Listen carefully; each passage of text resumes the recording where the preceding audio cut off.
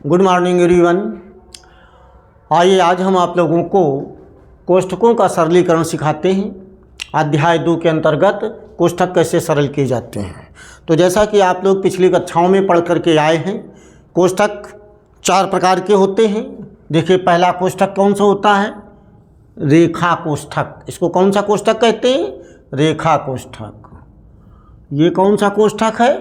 छोटा कोष्ठक। और ये कौन सा कोष्ठक है? मंझला कोष्ठक, करली ब्रैकेट। और इसको क्या कहते हैं? स्क्वायर ब्रैकेट, बड़ा कोष्ठक। तो कोष्ठक 4 प्रकार के होते हैं। नंबर 1 रेखा कोष्ठक, नंबर 2 छोटा कोष्ठक, नंबर 3 मंझला कोष्ठक और नंबर 4 बड़ा कोष्ठक। तो सबसे पहले कौन हल करते हैं? पहले 1 नंबर वाला रेखा कोष्ठक।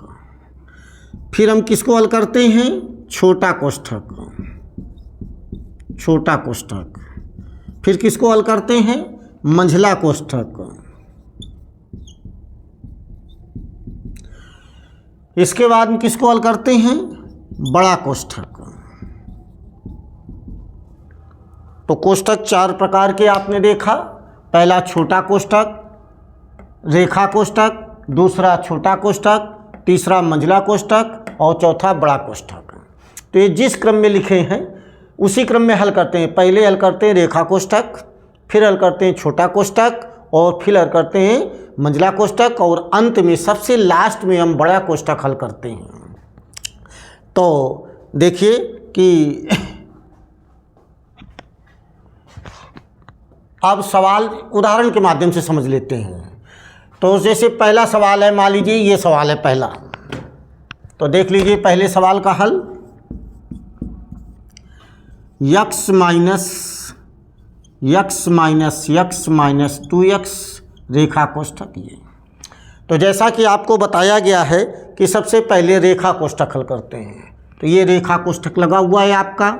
रेखा कोष्ठक ध्यान से देख लीजिए।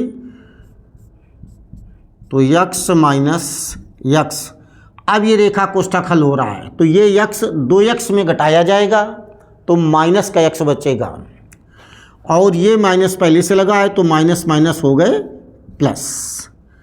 अब देखिए x माइनस ये x जोड़ करके क्या हो गए? 2x।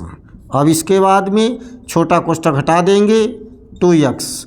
अब x को 2x में घटा देंगे, x बचेगा और 2x चूँकि ज़्यादा है, जिस बीज गणित में जो अंक ज़्यादा है उसी का चिन्ह लगता है।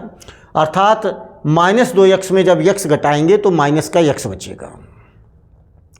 माइनस 2x में x घटाएंगे तो माइनस का x बचेगा। यही आपका उत्तर है। तो इस प्रकार से सवाल नंबर 1 हल हुआ है। अब आप देखेंगे सवाल नंबर 2।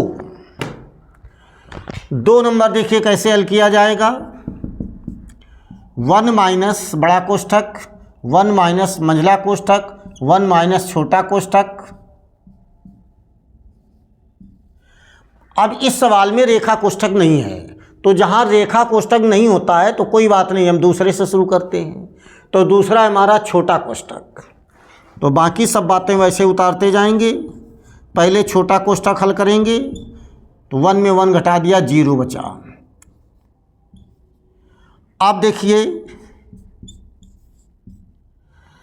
मंझला कोष्ठक पहले हल करेंगे तो ये 0 1 में घटा दिया, 1 बचेगा।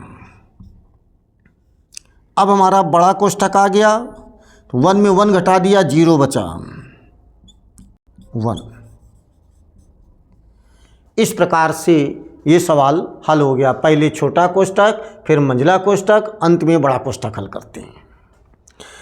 अब पुनः एक उदाहरण लेते हैं, तीसरा। देखिए 2 सवाल ये हल हो गए। तीसरा उदाहरण लेते हैं, इसको कैसे हल किया जाएगा।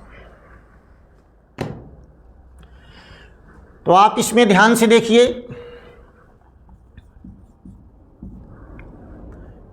कि रेखा कोष्ठक उपलब्ध है, छोटा उपलब्ध है, मंझला यानी करली ब्रैकेट उपलब्ध है, स्क्वायर ब्रैकेट बड़ा कोष्ठक उपलब्ध है। तो क्रम से कैसे हल करते हैं। 29 माइनस 16 माइनस 5 प्लस 17। अब यहाँ पर रेखा कोष्ठक आ गया। ये रेखा कोष्ठक सबसे पहले हल करते हैं 1 नंबर पर। तो 11 23 में घटा दीजिए तो 12 बचे। तो इस प्रकार से रेखा कोष्ठक समाप्त हो गया। अगली लाइन में हम छोटा कोष्ठक हल करेंगे।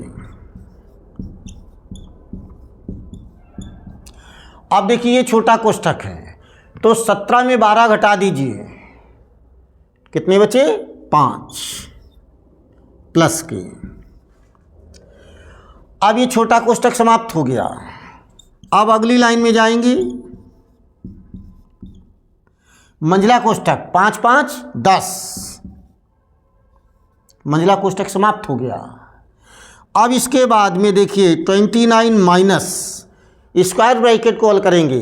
16 में 10 घटा देंगे, कितने बचे? 6। अब 29 में 6 घटा देंगे, कितने बचेंगे? 23। तो इस प्रकार से आपने देखा कि सर्वप्रथम रेखा कोष्ठक, इसके बाद छोटा कोष्ठक, इसके बाद मंझला कोष्ठक, इसके बाद बड़ा कोष्ठक हल करते हैं। साधारण सवाल आ जाता है। तो इस प्रकार से आप लोगों ने कोष्ठकों को कैसे हल करते हैं, क्रम से कैसे कोष्ठक हल करते चले जाते हैं, आपने देखा। आशा है कि आप अपने घर में इस प्रकार के अन्य सवालों को लगाएंगे और अगले पीरियड में हमसे प्रश्न कर सकते हैं। इन्हीं शब्दों के साथ आज का ये पीरियड समाप्त होता है, व्याख्यान समाप्त होता है।